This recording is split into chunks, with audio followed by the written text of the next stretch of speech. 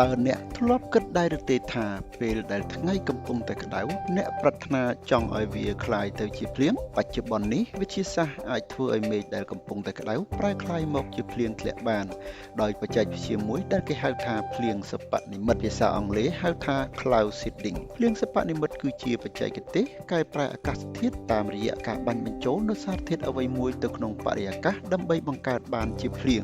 ឬព្រិលធ្លាក់វិធីសាស្ត្រទី1ការបង្កើតភ្លៀងសិប្បនិម្មិតដែលធ្វើឡើងទៅលើពពកត្រជាក់កែវទឹកដែលត្រជាក់ពេលយើងដាក់កណ្ដាលវាលយើងនឹងឃើញកំណកទឹកនៅជុំវិញកែវដែលកកផ្ដុំបានជាទឹកនៅជុំវិញកែវវាស្រដៀងគ្នាទៅនឹងភ្លៀងសិប្បនិម្មិតលើពពកត្រជាក់ផងដែរអ្នកវិទ្យាសាស្ត្របានបាញ់សារធាតុដែលមានម៉ូលេគុលស្រដៀងគ្នាទៅនឹងទឹកនៅក្នុងបរិយាកាសដូចជាប្រាក់អ៊ីយ៉ូឌូទឹកកកស្ងួតប្រូប៉ានរាវឬអ៊ុយរ៉េទៅក្នុងបរិយាកាសដែលមានសីតុណ្ហភាពដ៏ត្រជាក់ហើយទាក់ទាញទឹក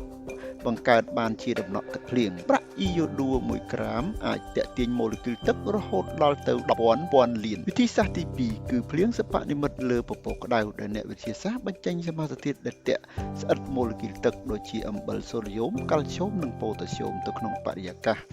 វាក៏ស្រូបទាញម៉ូលេគុលទឹកមកផ្ដុំគ្នាហើយបង្កើតបានជាទឹកភ្លៀងវិធីសាស្ត្រទី3វិធីភ្លៀងសិប្បនិម្មិតដោយអេឡិចត្រុងអគ្គិសនីដែលគេត្រូវបាញ់បញ្ចូលអេឡិចត្រុងដែលមានប៉ូលបូកឬដកចូលទៅក្នុងបរិយាកាសដើម្បីស្រូបទាញម៉ូលេគុលទឹកនិងបង្កើតបានជាទឹកភ្លៀងអ្នកដឹងទេវិធីសាស្ត្រទាំងនេះអាចបង្កើតទឹកភ្លៀងបានលើសធម្មជាតិរហូតដល់ 35%